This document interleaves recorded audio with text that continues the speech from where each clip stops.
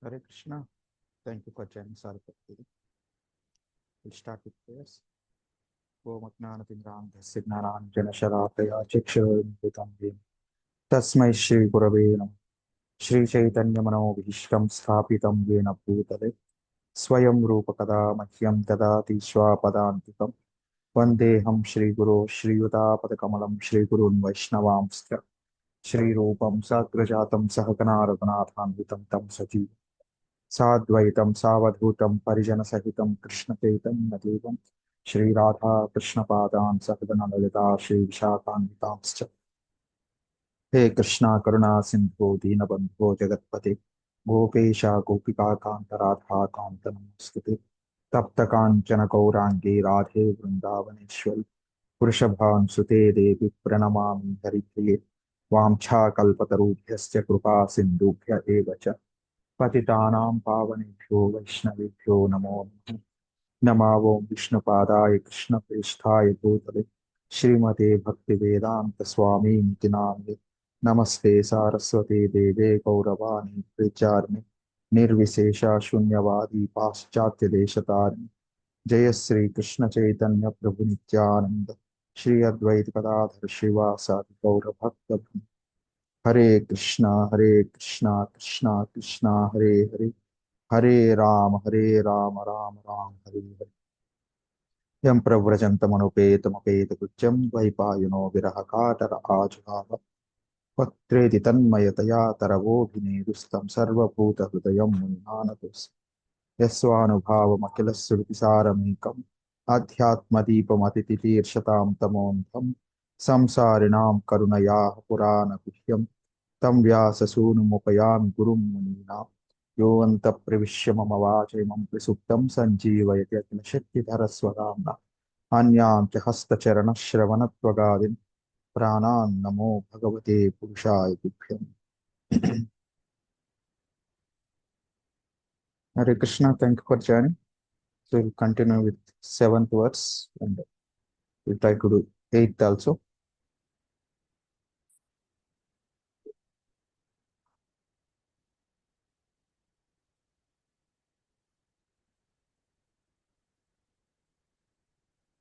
Right? I think last week we read the words and gone through word by word meaning.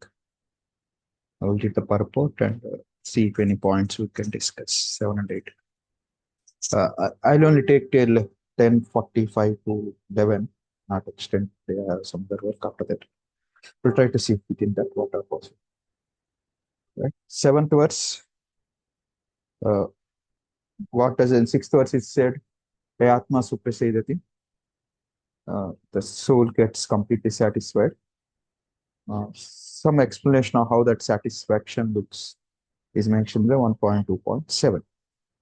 Like Vasudeva Bhagavati Bhakti Yoga Prayojita. When we do Bhakti Yoga to Bhagavan Vasudeva, Prayojitaha, last time we discussed this word Prayojitaha, then it Janayati Asu immediately generates Jnanam and Vairakyam. And what type of Jnana? That Jnana is Ahitiki Jnana. That Bhakti Yoga Prayojitaha is connected to Bhakti Yoga and Ahitikim connected to Jnana. These are the last time we just discussed based on Srila Vishnath Chakra Thakur purport. We'll see that again once Vishnath Chakra Thakur purport and read Srila Prabhupada's. Right. Yeah, I think we read this. I'll briefly read so that the time will be in less time we can complete. Connection. What form does that satisfaction of the mind take? The satisfaction of the mind is filled with knowledge and experience of form, qualities, and sweetness of the Lord. Right? What type of knowledge is this that is generated by Bhakti Yoga? The form, qualities, and sweetness of the Lord, which cause complete disgust with all inferior objects that is explained in this verse. What's the meaning of a prayojitaha here? Two meanings are there. Bhakti is endowed with, yojitaha means endowed. Pra means prekarshena, excellent man. Excellently endowed with. Bhakti is excellently endowed with what? All the rasas, dasya, sakya, other loving emotions. And when one comes to the level of Swarupa Siddhi, then the form, qualities, and sweetness of the Lord, which are needed to serve the Lord, will be revealed. Another meaning is one do bhakti yoga, in which the goal is a process in which the goal is bhakti yoga. Bhakti yoga is the only goal. Nothing else is a goal.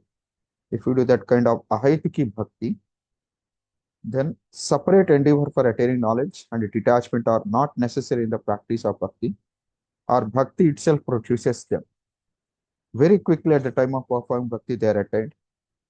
And the quote or reference Vishwanath Chakravarti Thakur gives is a famous shloka from 11th canto, second chapter. I think Karabha, or maybe Kavi says, Kavi speaks of Navayogendras. Right? This is a section where Navayogendras speak to Nimi Maharaj. The Navayogendras are sons of Rishabhadev. Rishabhadev is in the 11th, in the 5th canto, we'll get Lord Rishabhadev. And Rishabhadev was famous in his Bharata, Bharat Maharaj, who became a deer. And Bharat Maharaj is the elder of the 100 sons of Rishabhadev. And these Navayogendras are, his younger brothers, 9 of them. Out of 80, out of 100, 81 became Brahmanas. Right? 9 became Sannyasis, Avadhutas. These are Navayogendras. And 9 became Kshatriyas. And 1 is Mahabhagavat. Of course, Navayogendras are also Mahabhagavat. That last one is Bharat Maharaj. These are 100 sons of Rishabhadev, taken various occupations. You can say 9 or 10 Kshatriyas, and 9 are Sannyasis, Navayogendras, and 81 are Brahmanical occupation they took. Well, this is one example where it's not by birth that one gets his occupation, varna. Of course, birth also may play some role in general, but birth doesn't limit that. Right? One has a qualities. So one of them, they give knowledge to Nimi Maharaj, raise questions to Nimi Maharaj. This is one famous shloka.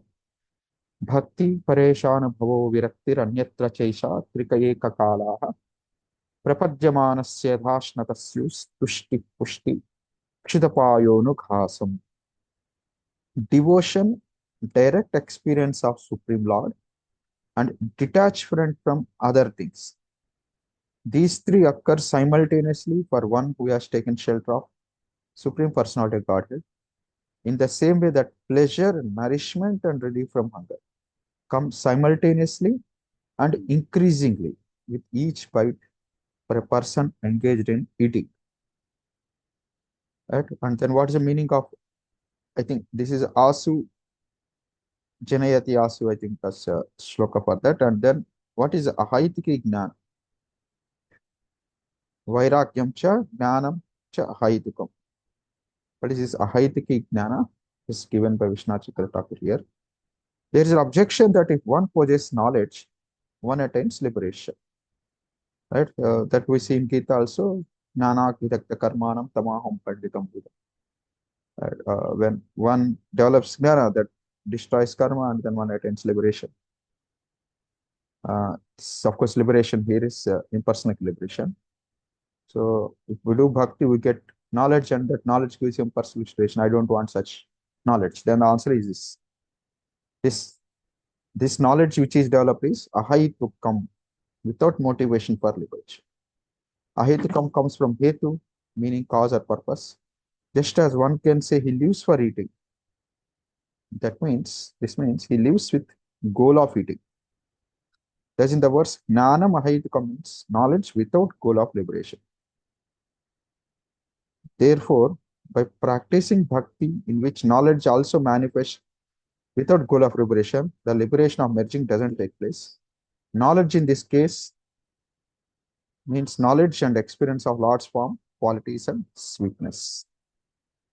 And then another similar shloka comes from 4th canto, says, Vasudeve Bhagavati Bhakti Yoga Samahitaha Sadhrichina Vairakyam Jnanam Cha Janaishyati. Same shloka in 4th canto, 29th chapter, 37 verse.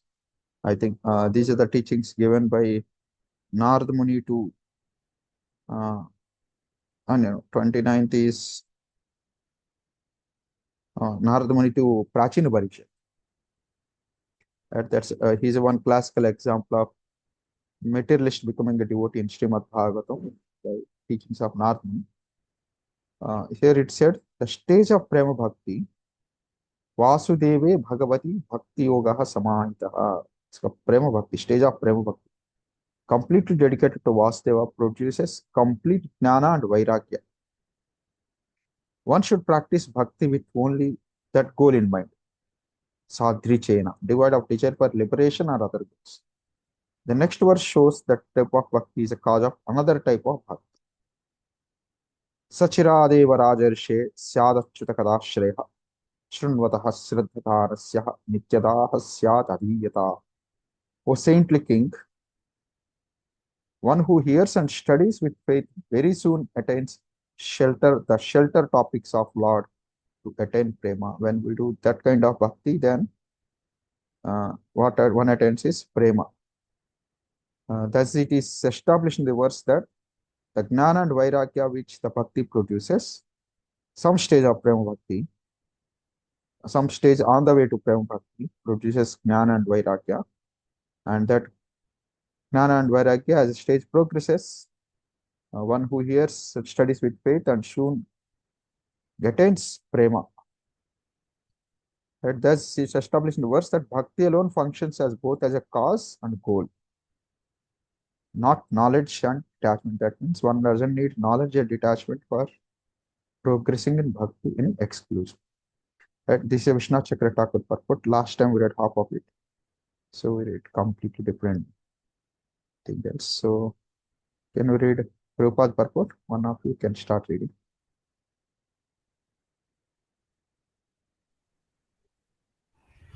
Those, those who consider devotional service to the Supreme Lord Krishna to be something like material emotional affairs may argue that in the revealed scriptures, sacrifice, charity, austerity, knowledge, mystic parts, and similar other processes of transcendental realization are recommended.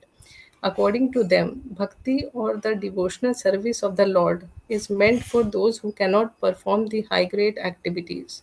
Generally, it is said that the bhakti cult is meant for the Shudras, Vaishyas, and the less intelligent women class. But that is not the actual fact. The bhakti cult is the topmost of all transcendental activities, and therefore it is simultaneously sublime and easy. It is sublime for the pure devotees who are serious about getting in contact with the Supreme Lord, and it is easy for the neophytes who are just on the threshold of the house of bhakti. To achieve the contact of the Supreme Personality of Godhead, Sri Krishna, is a great science, and it is open for all living beings, including the Shudras, Vaishyas, women, and even the lower than the low-born Shudras. So, what to speak of the high-class men like the qualified Brahmanas and the great self-realized kings? The other high-grade activities designated as sacrifice, charity, austerity, etc., are all corollary factors following the pure and scientific bhakti cult. The principles of knowledge and detachment are two important factors on the path of transcendental realization.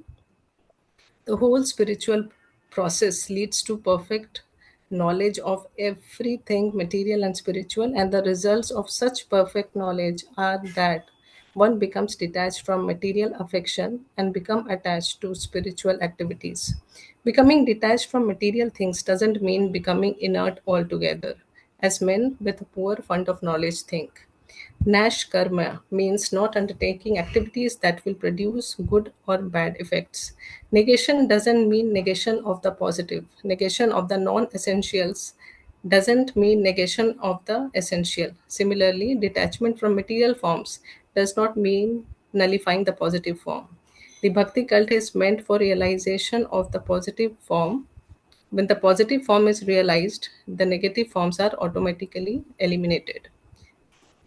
Therefore, with the development of the Bhakti cult, with the application of positive service to the positive form, one naturally becomes detached from inferior things and he becomes attached to superior things. Similarly, the Bhakti cult, being the supermost occupation of the living beings, leads him out of material sense enjoyment. That is the sign of a pure devotee. He is not a fool, nor is he engaged in the inferior energies, nor does he have material values. This is not possible by dry reasoning. It actually happens by the grace of the Almighty. In conclusion, one who is a pure devotee has all other good qualities, namely knowledge, detachments, etc. But one who has only knowledge or detachment is not necessarily well acquainted with the principles of the Bhakti cult. Bhakti is the supermost occupation of the human being. Hare Thank Krishna. you. Yeah, any points you want to share from the purport? Something striking before we move to next verse.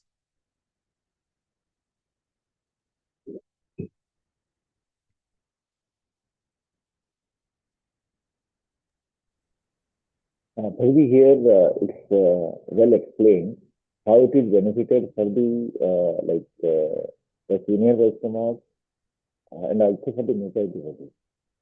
Nice, very nice point. Yes, thank you. Good point. Bhakti cult is topmost of all transcendental activities, therefore, it is simultaneously sublime and easy. It's a sublime for pure devotees who are serious about getting in contact with the Supreme Lord, and easy for the neophytes who are just on the threshold of the house of the. Right? This is a point, and very nice point. Right? I was hearing from Radhikala Prabhu. He gives a very famous example whenever not famous example, he made that famous, like his famous example. Right? Very nicely summarizes this point.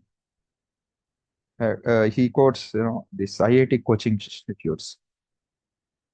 Another student pass 10th and they take for 11th and 12th for these coaching IIT coachings or any other exams, NEET or SET exams. I think I don't know what is the exams nowadays. So they take top people, like somebody who is 95%. And then those 95% people will get ranks. And they say that we got so many ranks. And they publish that. Right? And then Prabhuji is saying, what is a specialty if you take people who are 95 and get ranks? If you take someone who is 40%, 50%, and then they get the rank, that actually shows how great your institute is. Right? So these people doesn't take such people. Right? So then he's saying the bhakti is like that. All other processes, they need people with a particular qualification and then bring those people to certain extent. Right? Ultimately, those processes doesn't give bhakti. They all other processes they give only some advancement in knowledge and renunciation. Right? Not even touch the bhakti process. Right? Like that we have seen. Like I think I don't know whether last time we had discussed it. I plan to discuss, but not. But anyway, all of you know, because you are now Gita, right? Karma Kanda, it has a certain qualification. Right? People of a particular uh, purification, particular level of dharma and artha can only do karma kanda, karma yoga. Right? Even if you have to do any yajna samskaras, you have to spend so much money. Right? And if you have to do dana, that means you have to charity, you have to spend money. That means you have to earn money. To earn money, you would have already done some dharma, some pious activity, and along with that, some hard work. So all these karma kandas, they need some kind of piety in your bank account to do further dharma. Right? A beggar himself cannot do all these things. So that means he cannot do karma kanda. Right? Yajnas, not everyone can do it. Yajnas are very costly things. Only king used to do yajnas in previous ages on behalf of all the citizens. It's not a process that, of course, all the citizens participate and they get benefit. Right? It's not for everyone. So all the yogas, jnana is not for everyone. Right? Unless you are a scholar, like Chaitanya Mahaprabhu, 24 years says he took sannyas, and then Sarvam Bhattacharya felt, why you took sannyas? Oh, this is not a right time. At least to learn all these books. And he made him sit and thought Vedanta Sutra so that this young man can continue his sannyas source. Right? Without knowledge of the Sanskrit, uh, of course, not just knowledge of Sanskrit, and need certain amount of renunciation, dedication for someone to practice Jnana Yoga. That means you should have done Karma Yoga thoroughly in previous lives. Then only the renunciation is possible. So recently, last Thursday we were discussing hearing a nice class, Thursday classes, at where uh, uh, this Varnashrama is called as it's a formality, where all these various stages are given. That formality comes not from a gradations of bhakti, right? The first is lowest is brahmachari, and the next level in the hierarchy, advancement is grihastha. Advanced than grihastha is uh, vanaprastha, and then advanced than vanaprastha is sannyasa. This is how various varnas are respected in their order. And then Prabhupada says that purport, this is just a formality. That in Bhakti Yoga, everyone can practice culture of bhakti, spiritual culture. Right? That spiritual culture is keeping Krishna in center. That opportunity is there for everyone. But as a formality, we follow this kind of hierarchy.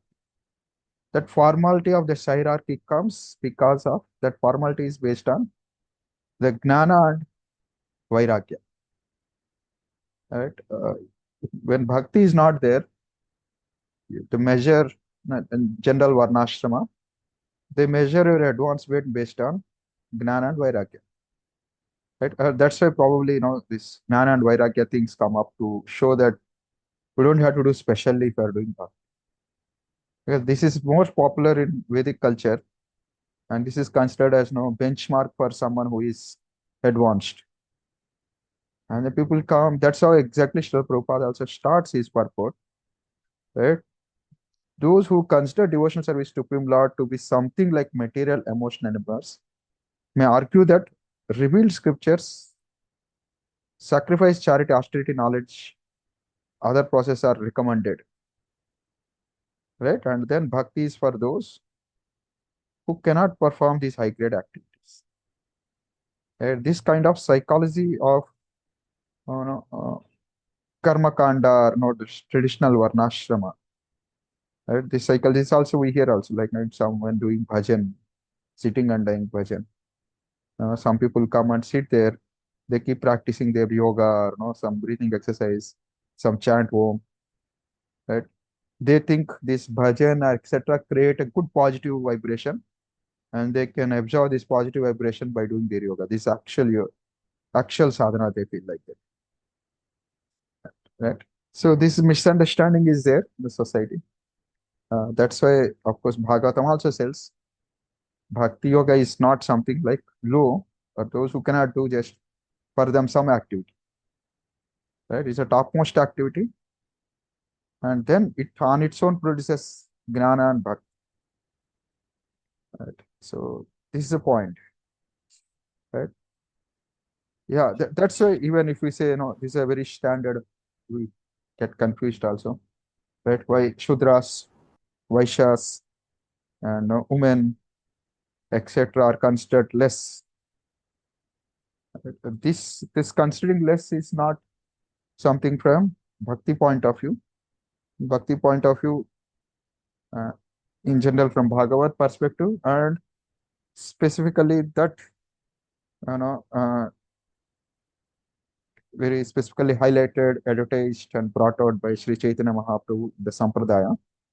Right? In all Sampradayas also this is given, the emphasis is given, but not so, it's not seen much. after few generations, that emphasis is lost. Right? That's another thing we see, because yesterday Bhaktivinoda Thakur's disappearance, no, appearance, at hearing the Kada of Bhaktivinoda Thakur.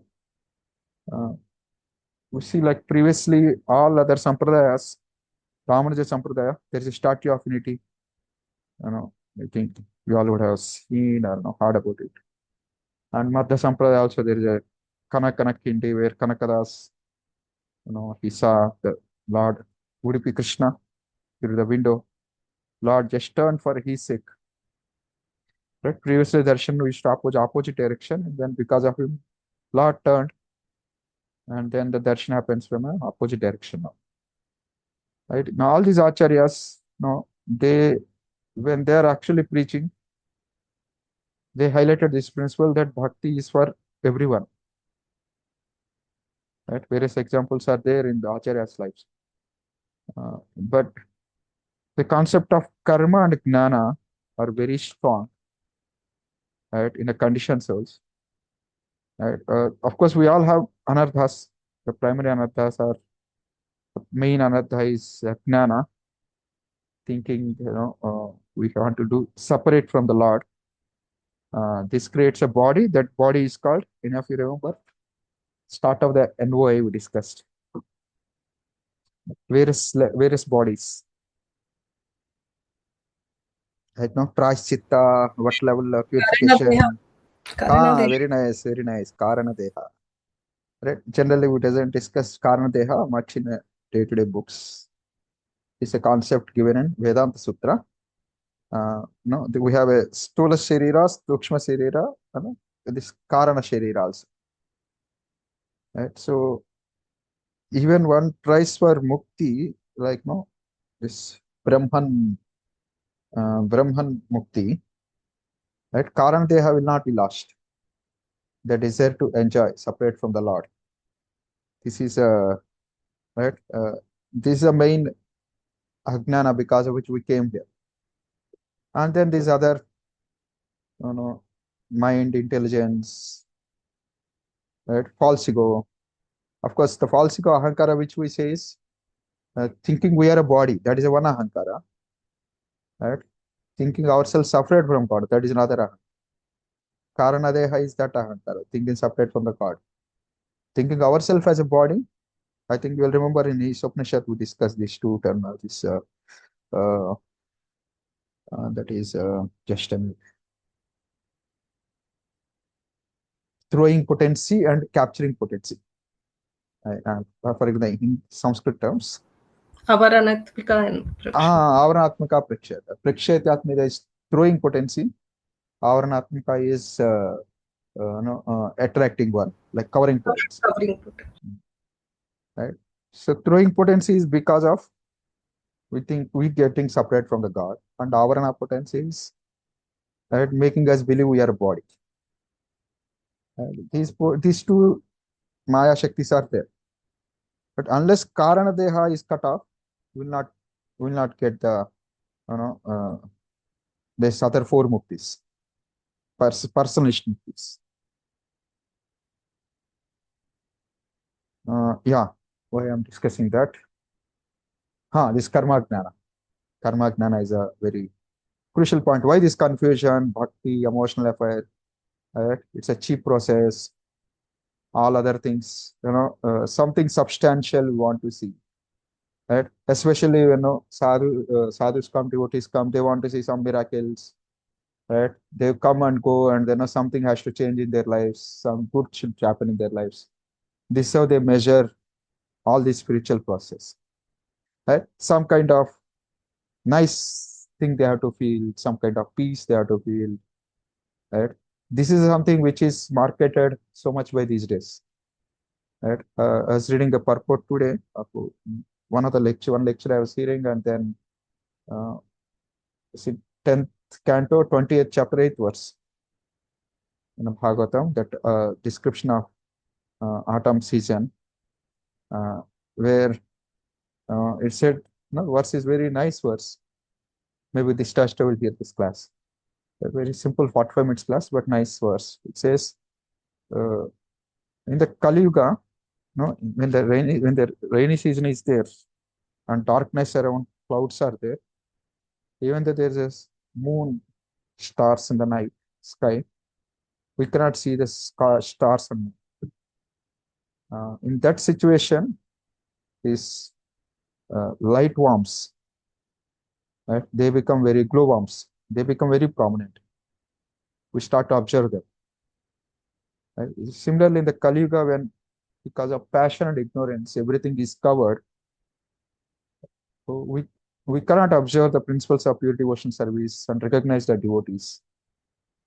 But those who are false people, who are mixed people, and they become famous in the name of advertisement and all these mystic siddhis, other things, and they create false dharmas, and people in general are attracted to all such people, like the glowworms. And then it's said like sometimes, even in such a situation, there will be some time where clouds are gone and we can see sun, moon and stars. Like that Chaitanya Mahaprabhu's movement, even this dark age of Kali Yuga, for some point of time, it shows light to path to everyone. Then Maharaj is telling one point where, the stars are, one star is better than thousands of glowworms, and one moon is better than, millions of stars. Like that, moon is compared to pure devotee. One pure devotee is better than millions of neophyte devotees. Actually, even one neophyte devotee is better than so many, false religions. At least there is some hope for us. So Kali Yuga, this is a standard. This Ajnana. This Ajnana, first Ajnana is thinking separate from the Lord. And once we think separate from the Lord, there are two main Ajnanas that enter. That is Jnana and Karma. Right? All other anarthas are kind of originate from that. It's one form of other, right? Some mix of these Jnana and Karma. If you see any of the philosophies other than pure devotional service, right, there are some mixture of Karma and Jnana, right? Any of the Western philosophies also take any philosophy of any person, right, which they think they have particular standard in their life, particular philosophy of their life. It's all mix of a karma and jnana in various flavors. Right? So karma and jnana is glorified in Vedic culture, right? Vedic culture, which is given to people who are not yet come to the level of bhakti, but that is actually mix of karma and jnana. Right? Karma means you do something, manipulate material nature so that you get some benefit, and jnana means detachment from material nature so that we don't get troubled by material nature. Right? So all the religions have some kind of rituals, some kind of prohibition, some kind of practices, and the practices comes under karma, and then prohibitions come under jnana. Right? You take any religion, they have these two mixes, yama and niyama. Right? And then based on the level of those people, the psychology and their situation, particular yama and niyama are given. Ultimately, both yama are, you follow this, you get this, you refrain from this, you get this. There's nothing but karma and jnana mixed. Right? So the goal of all other philosophies, especially other Vaishnava philosophies, is bring their followers to pure devotional service. Right? When you say other sampradayas, Vaishnava sampradayas, so Ramanuja Sampradaya, Madhva Sampradaya, they have mix of karma and jnana. Of course, they direct the karma jnana towards bhakti as a the sadhana towards bhakti. But still those elements are there. Right? Of course, so we don't have to think less about them. Ultimately, we may be following pure devotional service, but we ourselves, we want to follow pure devotional service, but we ourselves are mixed with a lot of karma and jnana. Right? Karma jnana means I have to do this ritual, something will happen. If I would want to avoid this so that I don't get inconveniences. as long as this psychology is there, and mix this with psychology with various practices, right? This intention, this kind of wrong intention is there, misconcept. That's how karma and jnana enter. Right? So which are separate from Lord. That's why I said we don't have to follow separately in bhakti yoga. When bhakti is the only goal, we don't have to separately follow this to get the benefits of this world. Right? So they, recently, even in Bhakti Rasamrita Sindhu we read previously, and also recently also I came across this concept of dasyam in Navavidha Bhakti. Right? In our Bhakti, Srila Prabhupada explains in that, dasyam is, varnashrama is considered as a dasyam. Right? I think in a Vishnachakra Thakur purport or Jiva Goswami, somewhere get, this concept is of varnashrama as a dasyam is not as something of our sampradaya. Right? Why this question? Of course, why at all? I'll discuss that. There is one chapter in Nectar of Devotion. It says varnashrama is not anga of bhakti, but here one of the anga of bhakti is dasyam navavidha bhakti, the prominent anga, and there here in the purport it comes varnashrama is one of the elements of dasya. In one way, one can service the Lord. Right? It said varnashrama charvatapsa purushena purapuma. Right? So, like by varnashrama one serves the Lord. Right? So they consider, Ramanuja Sampradaya, they consider you follow varnashrama means you are doing dasya bhakti, proper varnashrama. Of course, keeping God in the center, you do varnashrama. It's not a just a namesake, just do your duty kind of, not that kind of varnashrama. They follow all their other rituals, of course, bhakti standards nicely. Along with that, they give importance while being gross the life are following varnashrama principles, and they consider that as dasya bhakti. Okay, and then at point of time they renounce and become vanaprasthas. There they take this mantra, dvaya mantra, and then they consider that's the time they start giving up these varnashrama principles, right? And then taking more of jnana angle. And then when they take final sarvadharman parityajya mantra, that's their sannyasa mantra, third mantra they get, third diksha they get. And then they get third diksha, that is called, of course, ISKCON, I think they give sarvadharman parityajya as one of the sannyas mantras. For them, they consider that as Sharanagati mantra or I think Sharanagati. Prapatti mantra, Sharanagati mantra, something. Then they give this karma jnana. Right? And then if we just know, I'm telling why this this kind of mixes are very prominent. It's so nicely blended. It appears bhakti, but it's not bhakti. It can be dovetailed in bhakti, but not bhakti. That's where the confusions come. Right? So for them, karma that they do for bhakti is also bhakti. The jnana they do for Krishna is also bhakti for them. And Ramanujacharya defines, right, for them bhakti, our definition of bhakti is something else. For them, bhakti means jnana mixed with bhakti is a bhakti for them. That's the definition of bhakti for them. And they differentiate between bhakti and prapatti. For them, prapatti or surrender to God is highest than bhakti. Right? Right? This is another where slight changes in the mood. Right? Why I'm saying you can catch subtle, mixes of these karma and jnana even in those highest Vaishnava sampradayas. What to speak now if we go to all other down things, right? All these karma and jnana are sold in the name of highest things.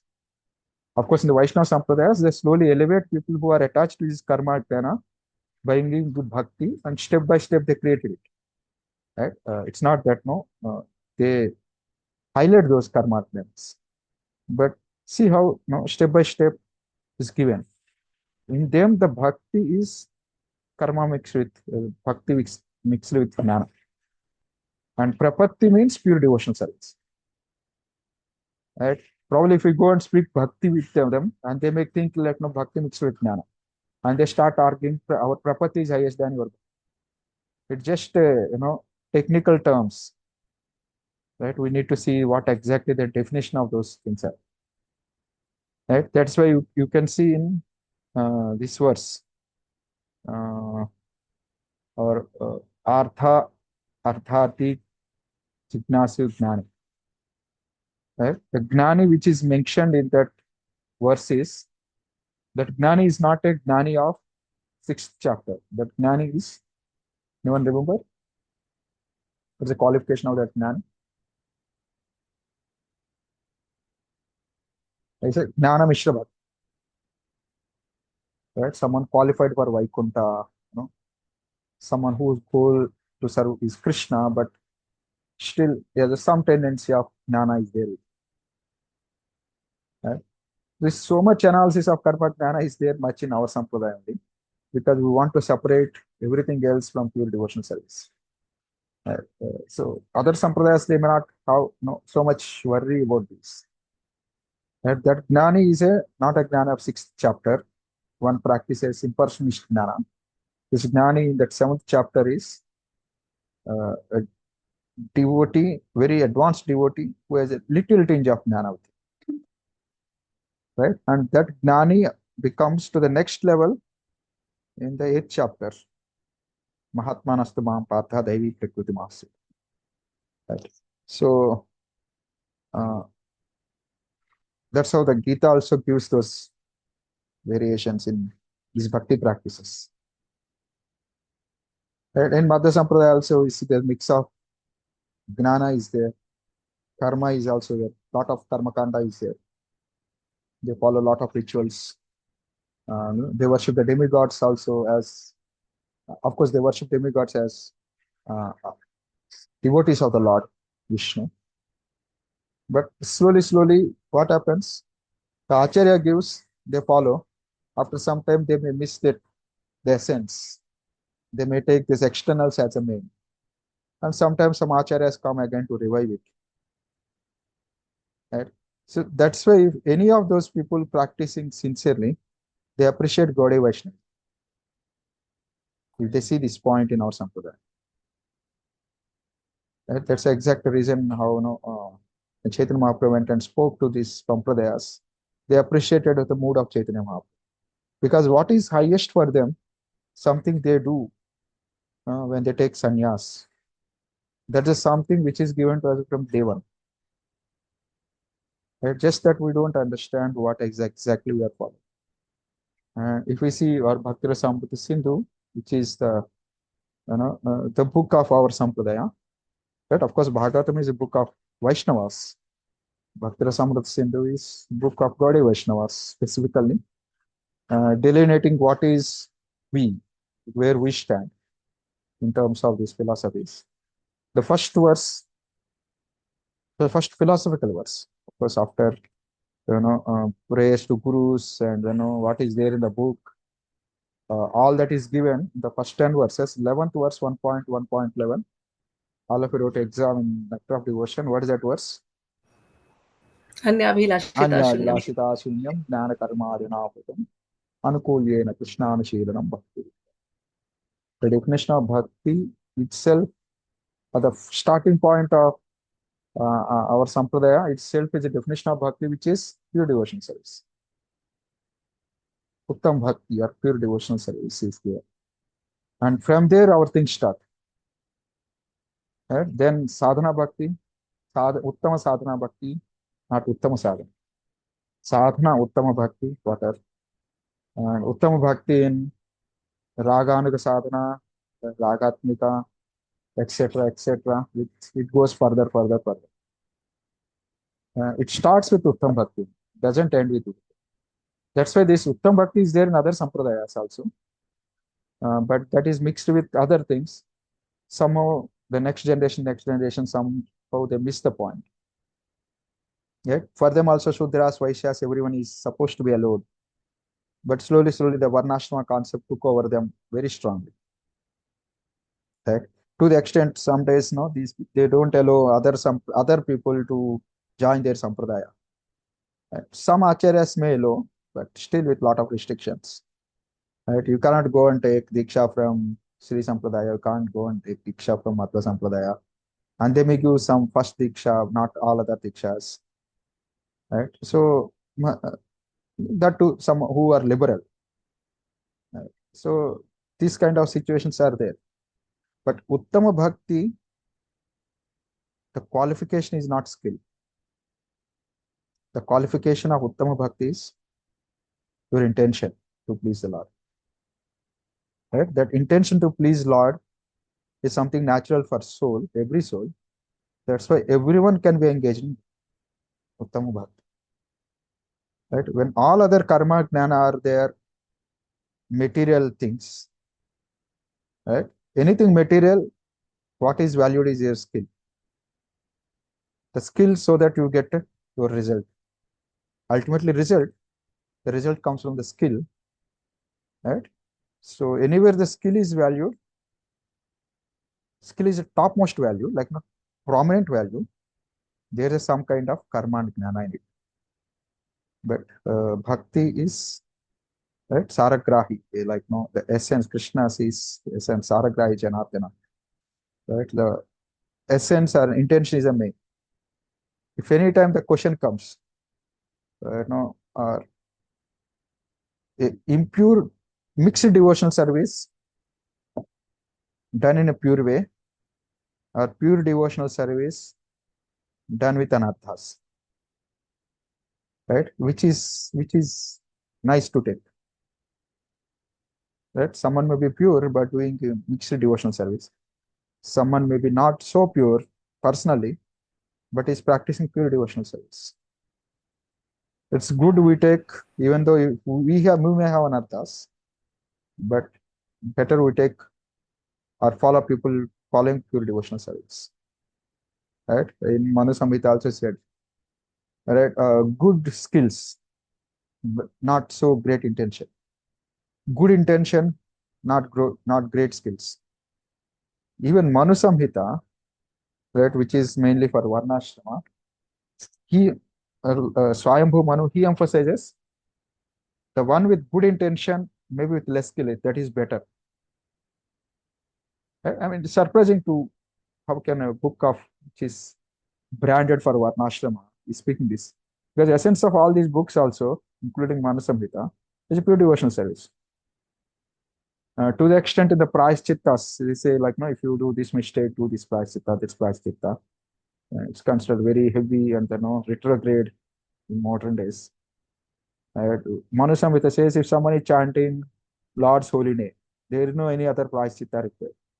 This itself is the highest price chitta. Right? Ultimately, all these books, right, which are given Vedas, which probably externally they glorify karma and jnana, the essence they give is bhakti only. Just that people are so much hooked to this karma jnana, they miss the essence in those books. And Bhagavatam very clearly delineates between what is bhakti, what is karma and jnana.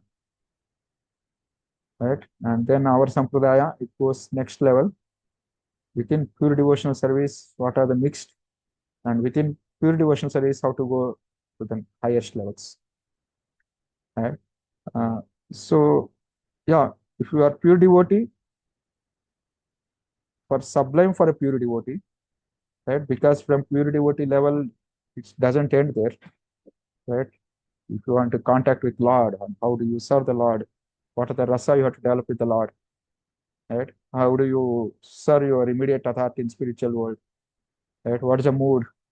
If Krishna sometimes behaves very, sporadically, like confusing way, we should not start questioning Krishna. Is Krishna is really great person? We should not question in spiritual world, right? All these gymnastics played by Krishna with us is emotionally, probably one has to be able to understand it, deal with it, right? The rasa concept of rasa they have to understand. So for it's a sublime for pure devotees. And it's easy for all of us also, right, who are at just threshold of house of bhakti. Of course, we are very, very far from house of bhakti. We at least Prabhupada, right, threshold of house of bhakti, right? Matlab, probably we are thinking whether go this side or that side. At least we are, we are near, but seeing the opposite side. It's very easy for us, right? Chanting, following four regulative principles. Yeah, that's a thing. Any comments? Otherwise, we can go ahead with something else.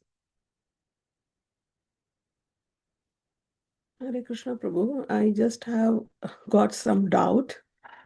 Like we in our sampradaya says, keep Krishna in everything, right? So that is a kind of first level of bhakti, we can say, or I don't know how to understand. Very good. Yeah. Actually, I want to speak after this the same. I saw time 10, 15 minutes. So I did not. But yeah, good question. That is seeing Krishna everywhere, everything, or connecting everything to Krishna. Like maybe I will send that Thursday lecture, Mataji, which we had. Very beautiful lecture. One purport of Srila Prabhupada, the comic is given by His Holiness Radhanath Maharaj on that. So it's there, she speaks about spiritual culture, Prabhupada. Ashrama means spiritual culture. And then he says, even a Grihastha ashrama, it's called. It's not like some temple of Radha Krishna is gone, where some people wearing saffron color are sitting, deities are there. That's only ashrama. Right? Says Maharaj says and Prabhupada says, now every house in which Krishna is worshipped, where Grihasthas are there worshipping Krishna, that's also ashrama. That's why it's called Grihastha ashrama. Ashrama is place where spiritual culture is prominent, is the foremost. And spiritual culture is everything connecting to Krishna. That's a spiritual culture. So again, coming to this point of karma gnana, which we are discussing. Yeah, I'm saying karma gnana because this is one sampradaya where it's so much, very microscopically seen any tinges of karma gnana, and that will be removed out. That has to be removed out. Right? In other sampradayas, they may use them without much thinking, and probably at some point of time they may have to give up. But starting, at least intentional level will be have to be very clear, right? And we don't have to worry much about what is this, the karma jnana. How do we know what is this? Right? Simple two intentions. I am doing this to get sense gratification, or I am doing this to avoid misery. And both we do when we do, Krishna is not in the center.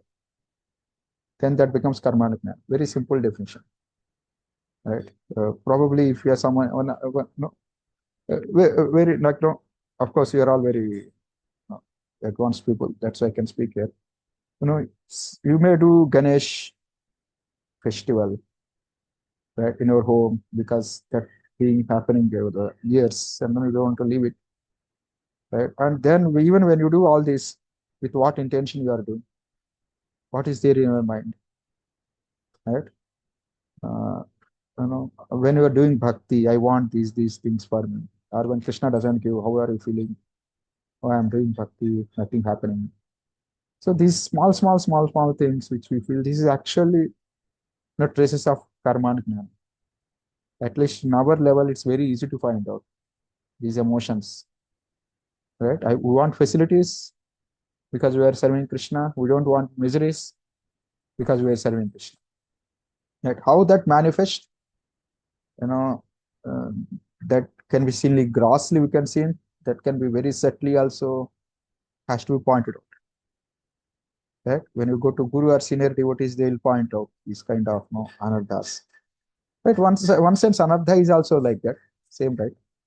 Right? We want happiness without Krishna. Whether you follow Vedic process of getting happiness, or the process which is against Vedic culture, to get happiness. If you follow culture against Vedic culture, it becomes anarthas, right now, which we consider morally wrong. That something is morally right, and we do bhakti, we think that is bhakti one. No, morality and piety is different than bhakti. Right? This is very, very subtly intermixed, intertwined in all other processes where bhakti and piety are mixed.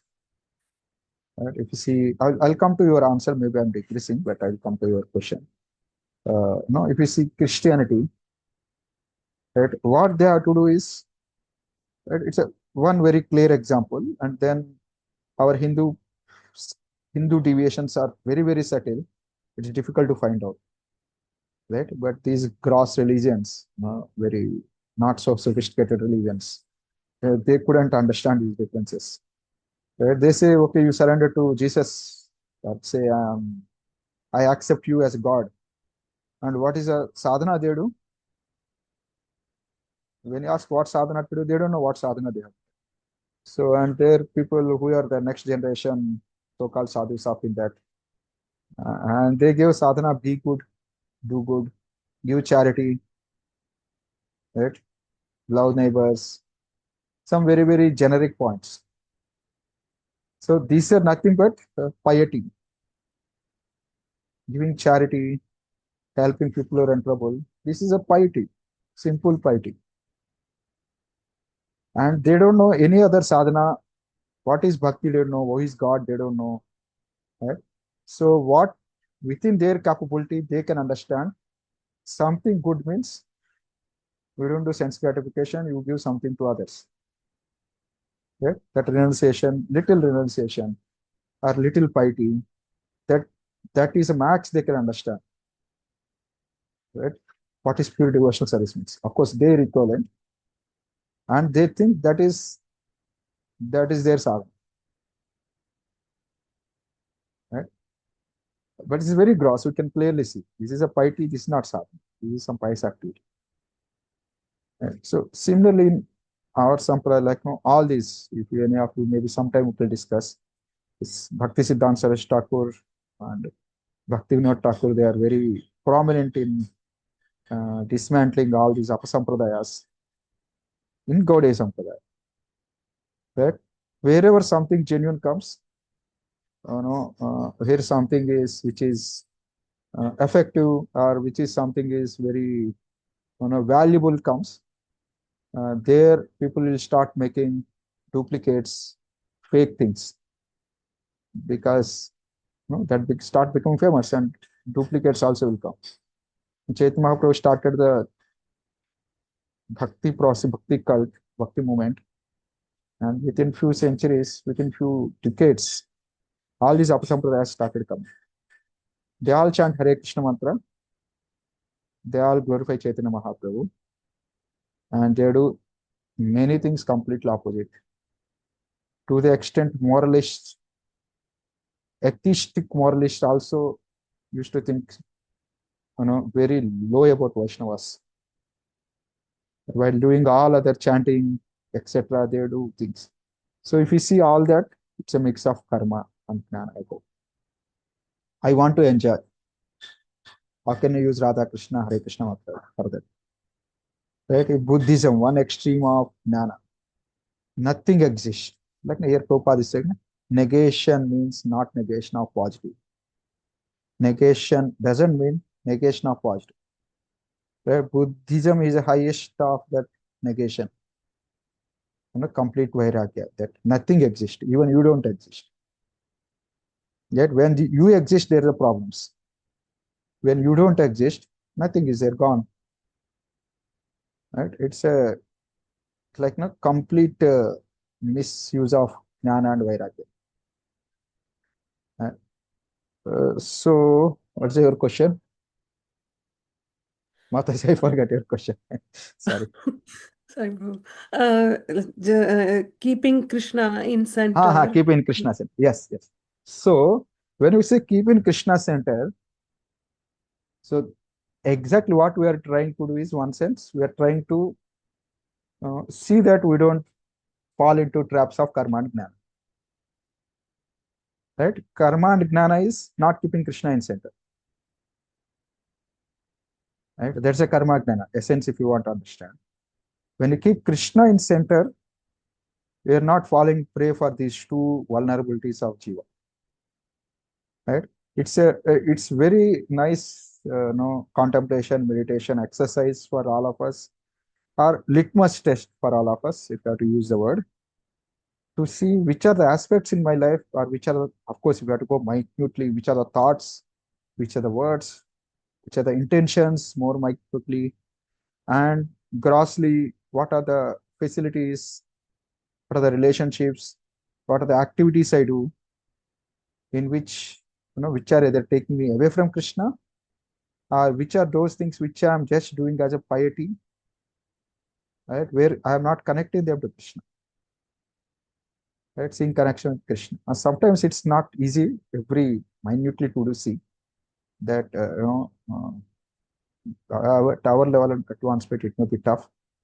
But the one who is very much advanced, even with small intentions, they can understand in themselves. Oh, this I'm trying to do, see something separate from Krishna. That's why we see the prayers of acharyas. They consider themselves not devotees. They consider themselves fallen, full of, honeycombed with faults, and they chastise their mind. Right? It's not that they're so grossly, you know, uh, they have anarthas like us. We have very gross anarthas which can be seen, but we don't see them, right? And they have such a subtle, ability to microscopically see even some small part, particle of uh, thing away from Krishna in their mind. They'll figure out, and they'll pray for Krishna intensely to remove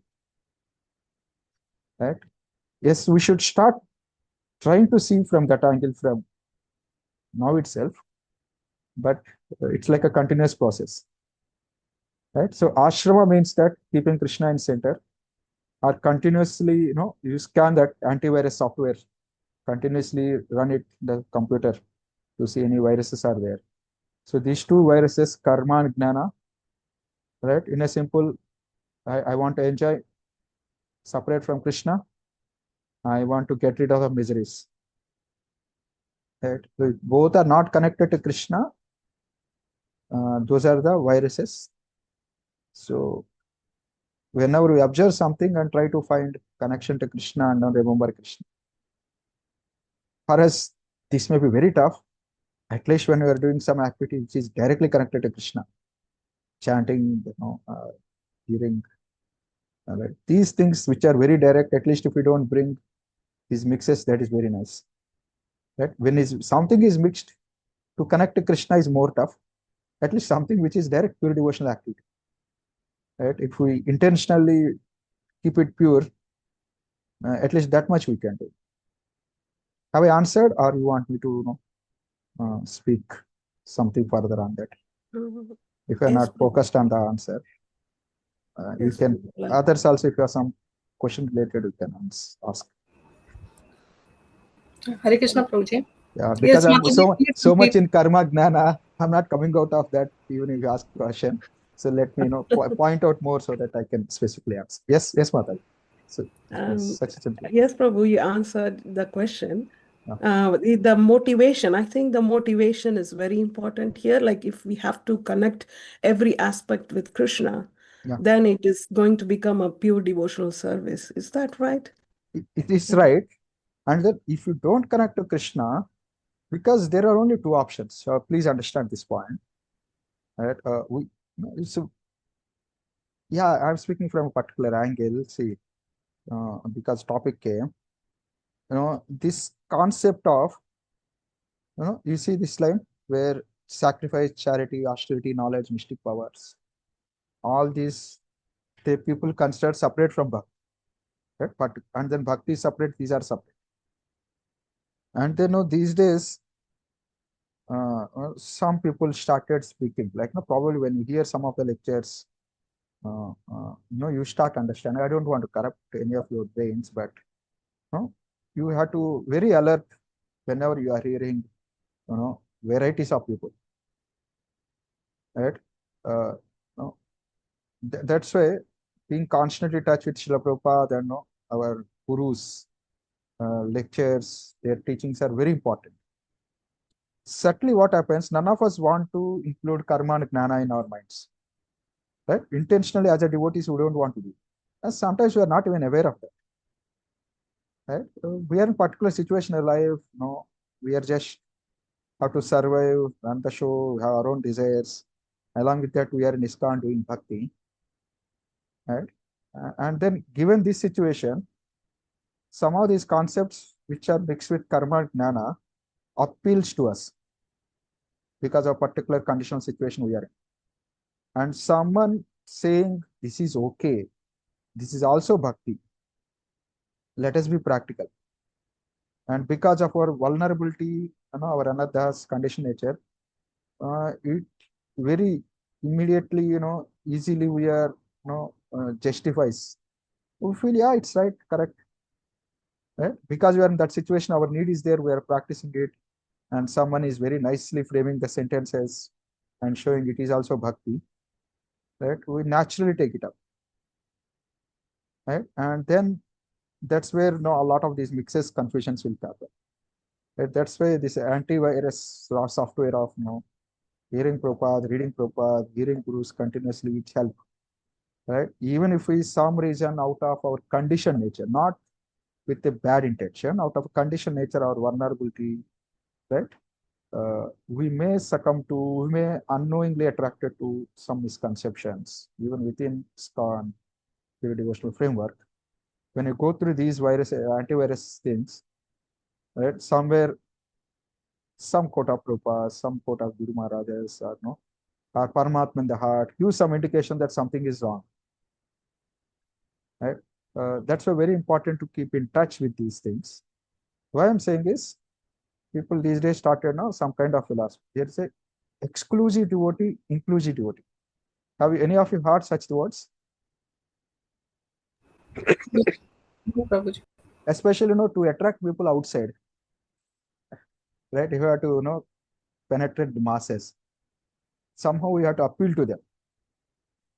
In that nice intention to appeal to everyone, right?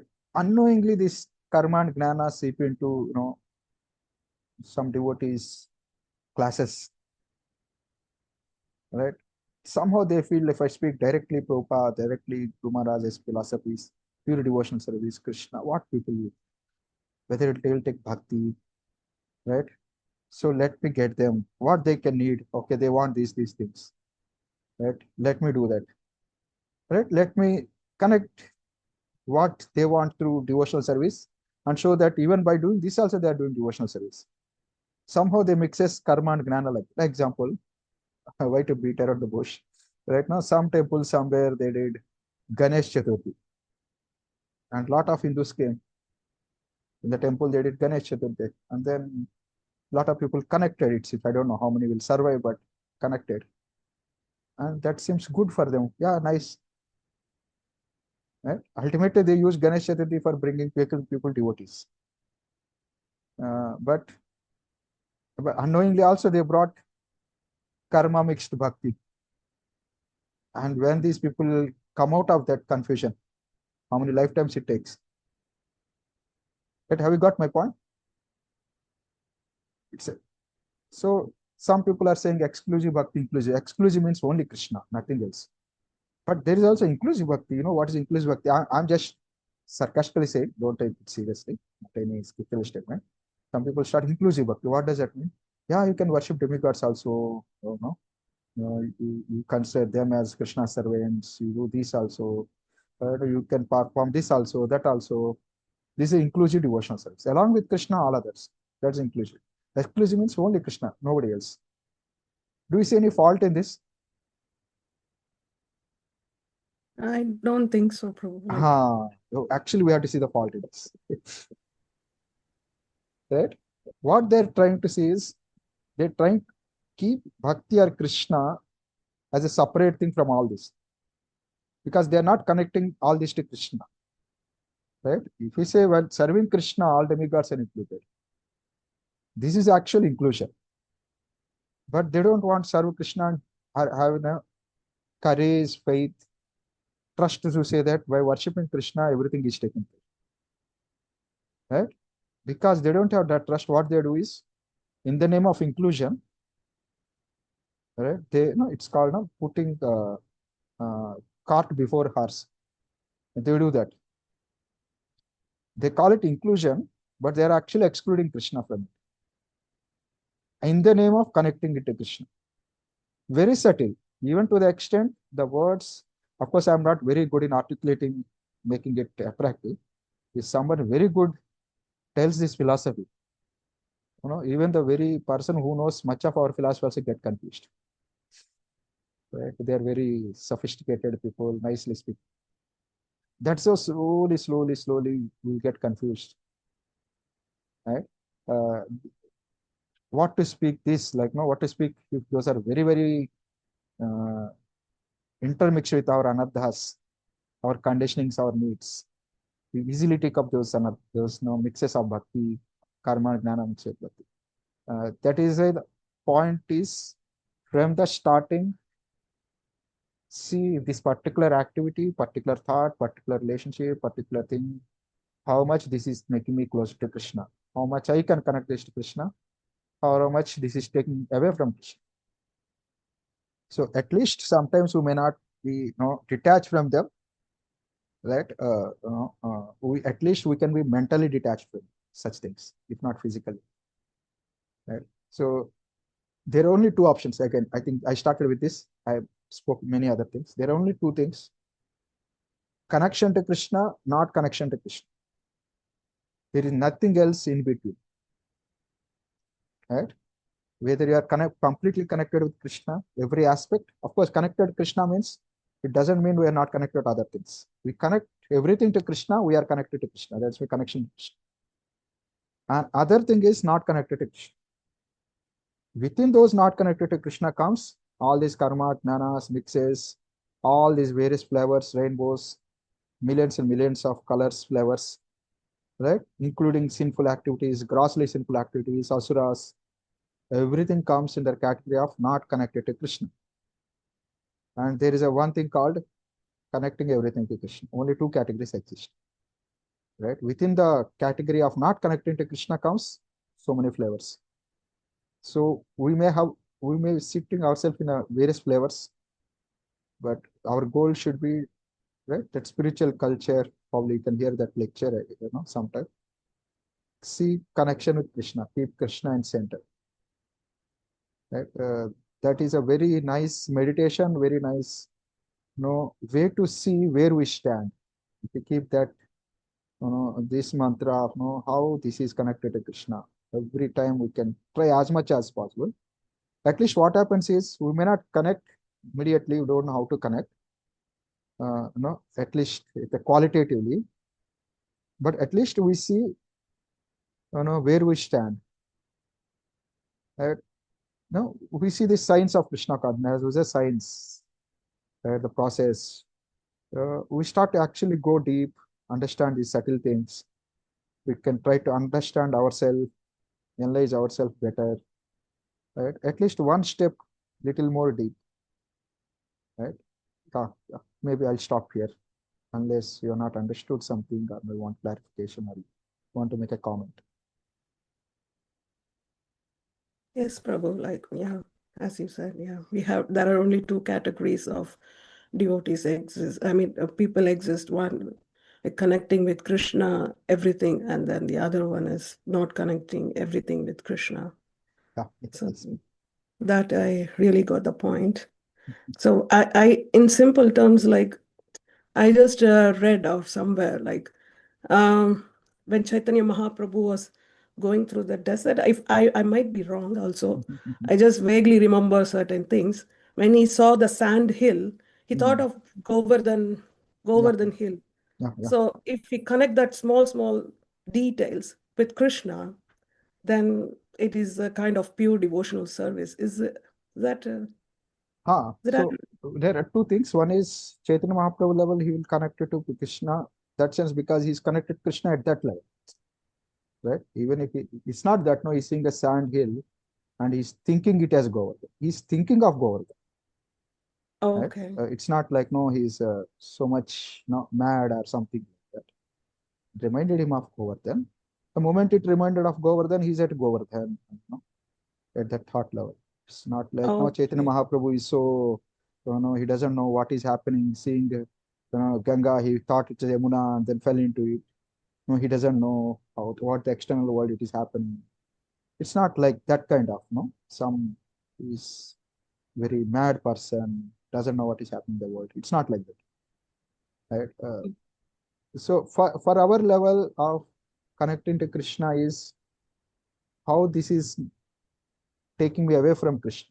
That itself is no big thing we can involve. Like, no, I'm trying to keep this in my home, or trying to buy this, or trying to make so different changes in my life, right? How that is going to help me in bhakti, Mm. right? Maybe, what are the changes that we do in our day-to-day material life also, right? Even there, how is this actually I am doing because someone, my neighbor brought it, I also want to buy it, so that I also feel I am doing good in the life, and then pause and see, like, okay, how this is connected to Krishna consciousness, right? I know something troubled you in, in your office life. Someone said something, then you are very much disturbed, and in japa it's constantly troubling you. Just take a pause and see, actually, if I don't keep aside this thought, my japa is going, it will not happen nicely, right? This is not going to help me. Can I keep this thought, at least try to keep it thought aside, at least till the point I do bhakti japa, right? Even these things also, one sense we are connected to Krishna. To connect to that level as Chaitanya, of course, the way you pointed is correct, right? In our level, at least, these kind of things are more practical and easily, we can do it, more relevant for us. Right? Am I clear, Matas, with this? Yeah, yes, Prabhu. Yeah. Yeah. We should see the things that which is we come closer to Krishna and not which takes away from Krishna. Yeah. Yeah. That's Yes. at our level. Yeah. At our level. Yeah. Sorry, That's I exactly sometimes Arjuna's question in 10th chapter Gita. Right? How can I see you in this world? Right? At yes. every moment, at everything.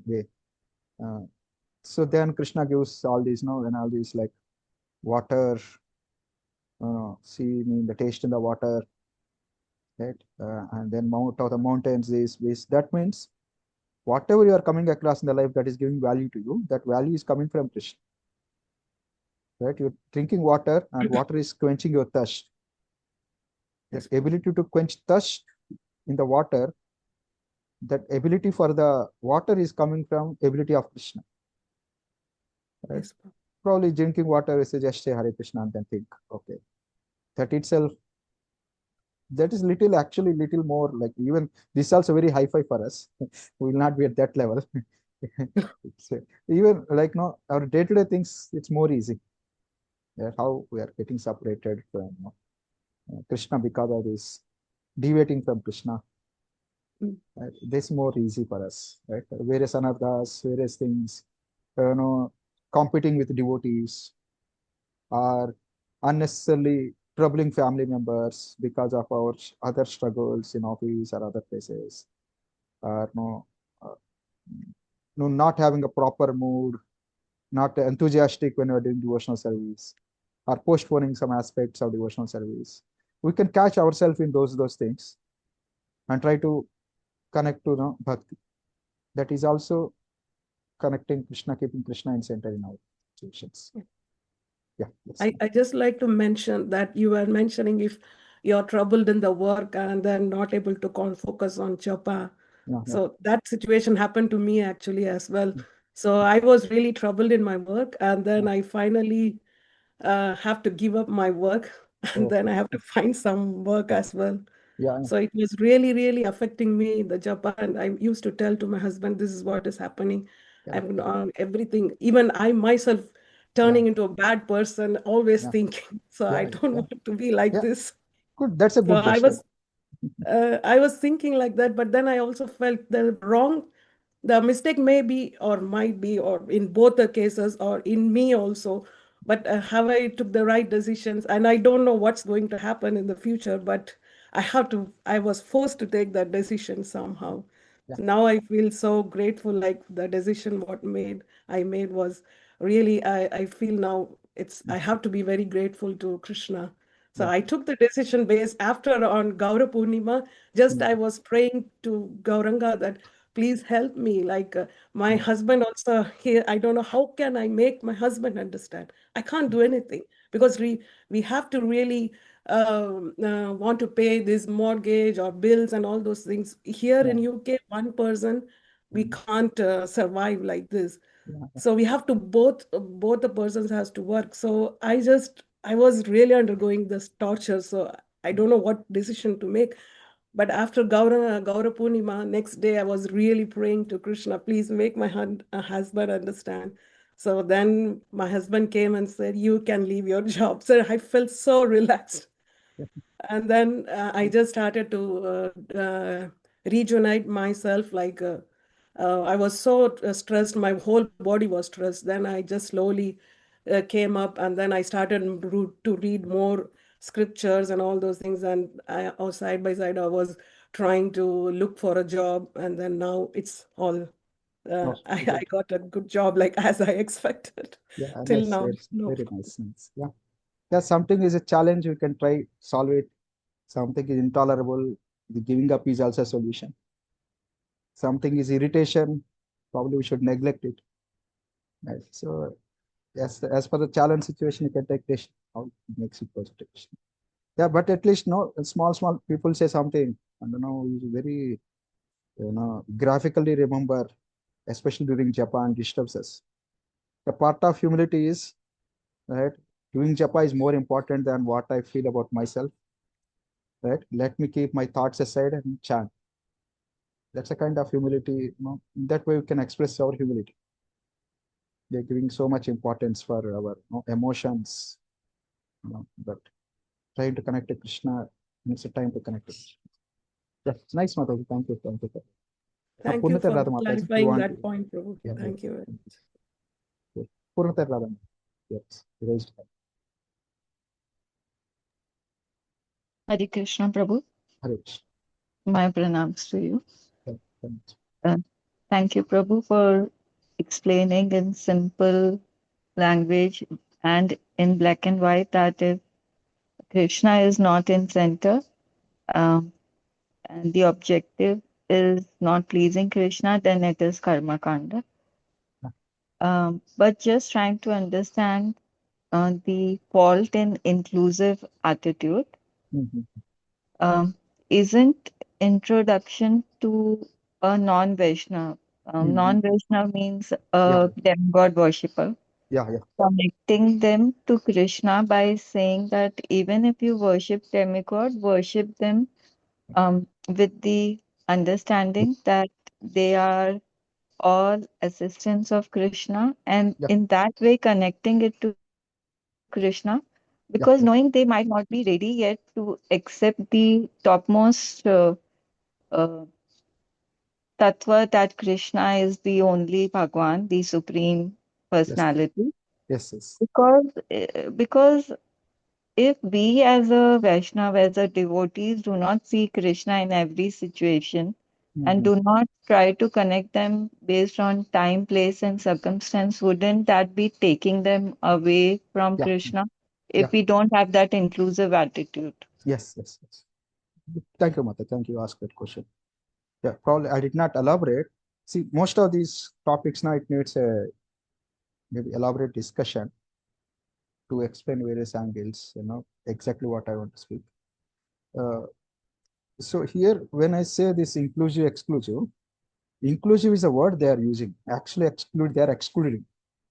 The word inclusive from the definition of those people is not actually inclusion.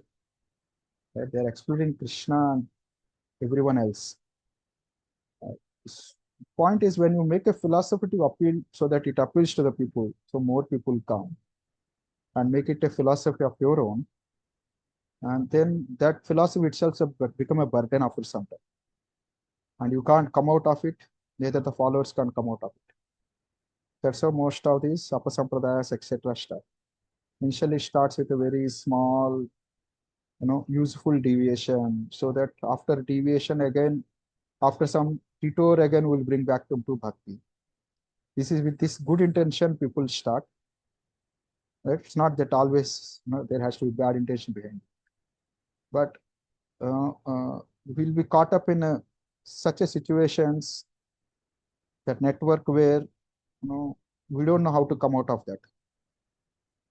This is what exactly happens with all this.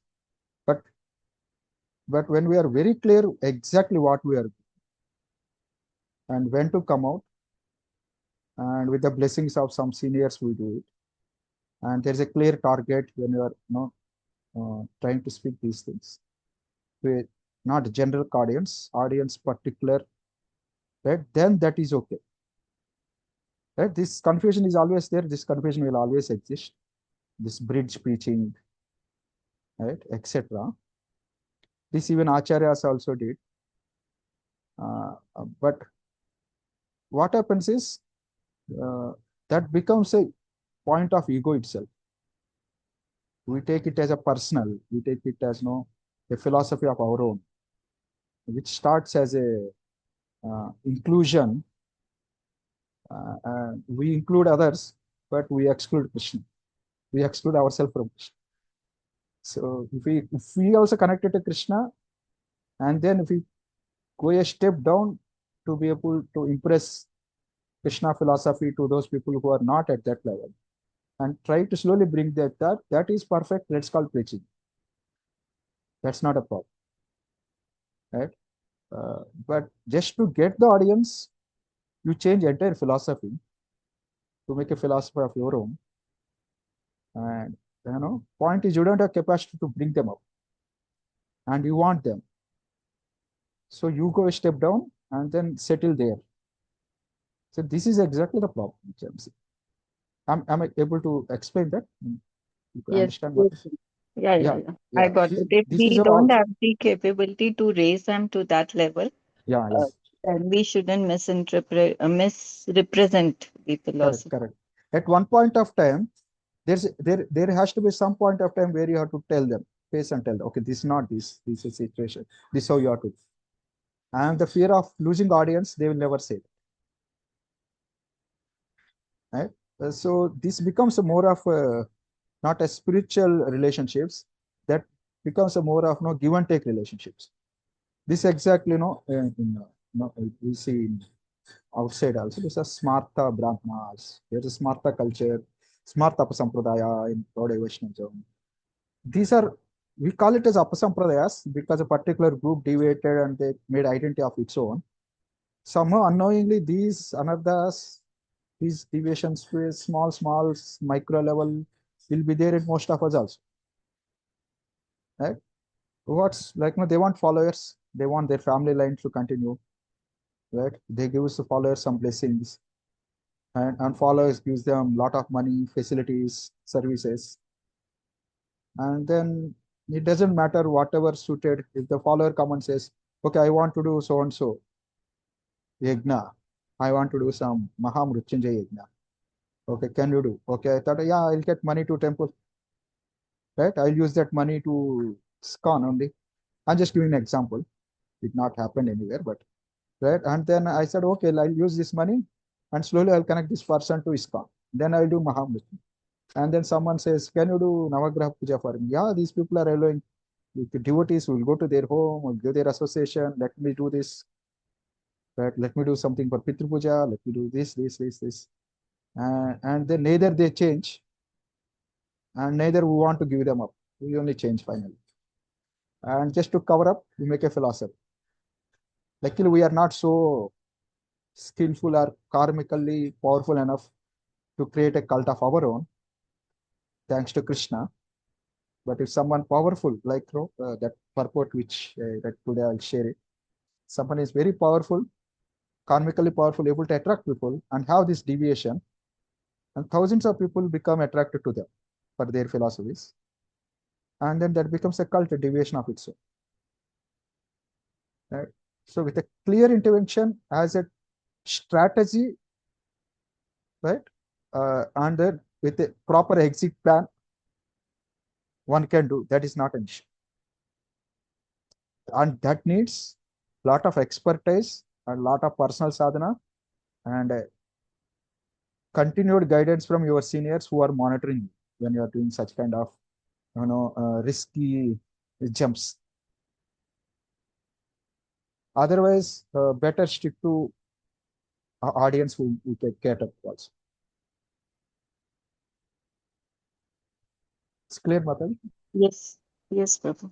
Yeah, that is at least my opinion. No, because some of these things everyone has their opinion. Probably if I ask each of you also will have your opinion. So Hare Krishna, yeah, Prabhuji. better is save ourselves, save others, rather than drowning all of us drowning together. At least if we are safe, some point of time we may have intelligence to ability to address all of them. Right. Then prematurely jumping and no, everyone is gone. At least that's my take, my level of understanding. Yes, yes, Mataji. Thank you. Yeah, Hare Krishna, Prabhuji. I was going to ask, but when you answered to Supriya Gopi Mataji, it mostly got answered. But still, to clear it with you, I'm asking this: Yeah. that when we discuss all this karma and jnana thing, at our level, I think I don't even understand what are these things. Means I never got into only these things, so I don't know. But if I ask, if I want to ask from a practical perspective, like if we have this tendency that even in our devotional service, Prabhuji, you have time, or I can ask it in the next. I had time. Yes. So thank you, Prabhuji. So even if we are in devotional service, sometimes we have this target-oriented kind of, it just thrills us. I want to do this. I want to do that. Yeah. And the kind of multifaceted association we get, we interact with somebody and we are totally get inspired by their mood. Oh, I want to do this. I want to learn this. So is this some tinges of karma and jnana in us? This is one of my question. And second, I also want to clarify that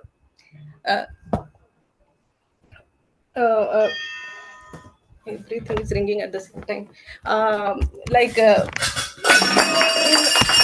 Shad Goswami Ashtakam, we hear na Sankhya Purvak Naam Gana. Correct. And Yes, all that. And in the beginning, some regulation is needed, and we need to measure ourselves because that internal mood and all is very difficult to gauge, and it can be misleading. So these are two from practical aspect. Means I want to be clear that I'm not into that. Going into that line of tinges of karma and jnana, because my why I want to learn is because I can serve Krishna. Yeah. But if I'm driven by it, means that tendency is there. So how do I understand whether because like you mentioned to Puntara Natamataji that we should have a senior to monitor us and tell us, but nobody is that whole and soul kind of a person that every action of our he is going to tell us. No, some things we have to take for. So, if you can throw some light on this, Prabhuji. Yeah. Sure. So, the first question of trying to learn things, etc. See, all of us have our nature, right? So we can't avoid that nature unless that nature has anardhas, like which is sinful side. That anyway ought to go. The particular personality, particular nature, we can't avoid it. Right? So, yeah, trying to learn something, etc., better engage, learn something which is connected to Krishna, somewhere service to Krishna, right? With the proper intention, as you said, I want to serve Krishna. That's why we said, right, this point, impure, you're pure, but in a mixed consciousness, but impure, but trying to get a good consciousness, pure consciousness, right? Manodharma says, even though you are imperfect, it's okay. If you're trying for pure consciousness, that's most important, right? Like said, yeah, we have to engage somewhere. Again, point is karma means not just action, gnana means not just knowledge. At this point, please understand. Otherwise, the karma and gnana words can sometimes have many meanings as per context. Karma means you do something so that I'll get it. I'll get the benefit out of it without connection with Krishna. Right? Gnana means you avoid something, so you get some kind of relief, which is not connected again to Krishna. Right? So this particular tendency is right, which is detaching or attaching just for our own purpose with our self gratification in the center. This tendency is what I call as a karma jnana. Right? In a practical level or a sadhana level, that may take rituals, that may take other activities. Right? We may see that as a when it grossly manifested, we can understand. But if you want to really understand, just doing an activity or studying is not doesn't come under karma jnana. Learning a skill doesn't come under karma jnana. Because ultimately in the world we have to knowledge is needed, activity is needed. There's a knowledge also in spiritual world, there's activity also in spiritual world, but those activities are to serve Krishna only, right? These are all servants of Krishna, various energies of Krishna, karma and jnana. But without bhakti, that's where the issue comes, right? So because your intention is proper, we're trying to learn it, something which we cannot understand, Krishna will take care, help us if our intention is right. But probably, better engage somewhere in Krishna consciousness actively, even with little anarthas, because when we feel the pain or pinch, then understand something wrong with it. So we will correct our intentions, but at least the skills and activities that somehow would have benefited in Krishna consciousness in terms of results. And then by doing that activity, we'll also become purified. Rather than sitting and thinking, if I don't do anything, then there is no problem of this karma jnana only, no anarthas. I think we can't do that. As that's what Prabhupada says, like Gita Krishna says, we can't even become inactive even for a little moment. One has to be active. So even if you have those tendencies, engage in Krishna consciousness. So if there is some impurity, we'll feel the pinch if you are sincere, and the pinch indicates there is something wrong with us. And if you are sincere, introspective with the guidance and blessings of the devotees, we can correct it and move ahead. So if it's a natural tendency of you, please do it. Nothing wrong. Thank you, Prabhuji. Am I clearly answered, Mataji? You got the point? Yes, Prabhuji, it's important that what is my swabhav, I need to engage it. Need to engage it. So if we can understand good, if we cannot understand, it's very tough to understand what karma, jnana, intentions in your mix, right? When you feel, right, so naturally when you do some service with even knowingly, unknowingly, with the intention to enjoy, when a competition comes, someone, example, pinch means I will try to, explain within my understanding. Somewhere someone doesn't glorify you, somewhere things doesn't perform the way you want, result doesn't come where you want, right? All these things that come up, how are you going to react to such things? Or no, you may not get the major benefit of those things, right? So these ways we can understand how am I reacting when I'm doing devotional service, these kind of situations. Then that becomes clear with what intention you started. Right? At the end of that, you are not feeling nourished or improving bhakti. I think somewhere something to learn. It may not be your, something can be, our anarthas being shown to us by Krishna, and something can be the way forward for higher level consciousness. Right? It need not be a fault all the time.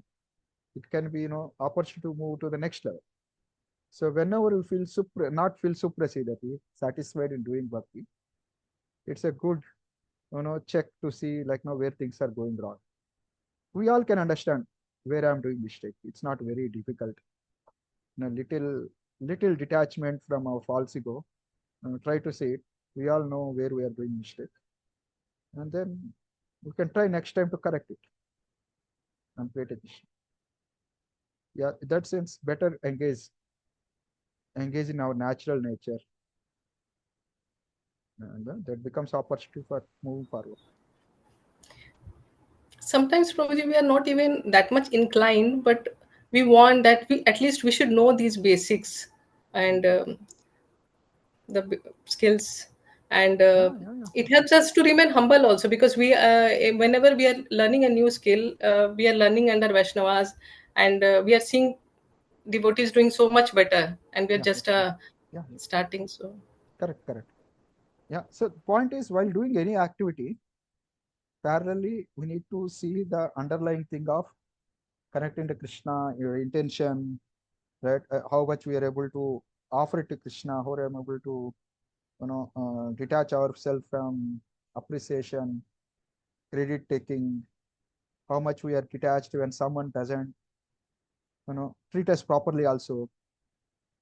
Or probably some devotees may steal our results and showcase they are great, they are did it. So all these situations, how we react. One outside is the skills activity, and underlying is all these, culture of knowledge that Gita 13.8 to 20. Amanitvam, Madamditvam, Ahimsa, Kshantirarchavam. So the second level of skill is that. And third level of skill is, right, connecting to Krishna in all circumstances, everything. Right? External skills, slowly external skills will go to those qualities, and slowly those qualities should be connected to Krishna. Because ultimately, why we do anything? Right? We eat 10 types of varieties of items, but our digestion is so bad we have to go 20 times to bathroom, and then still we keep eating. That means we don't know the purpose of eating it. Right? So we may have learning many skills. Behind the skills, we need to get qualities, and the qualities are also just being humble is nothing great. Right? The humility should be connected to Krishna consciousness. Just being patient is not good. So frustrating. Patience in service to Krishna is useful. But ultimately, everything has to be offerable to Krishna, offered to Krishna, right? So that means it has grounded. The plane has landed. Otherwise, like no learning many things, cultivating many things is like no flying here and there, flying here and there. Right? Ultimately, it has to reach its goal. Right? The reaching goal is the main important that we have to keep in the mind. Right? While doing many other things. I think, am I clear? Maybe answered your point. yes, Prabhuji. Thank you so much, Prabhuji. I understood. Thank you. Thank you. Okay, we'll stop here. We'll do next week. Thank you, Hare Krishna. We'll go to the next verse.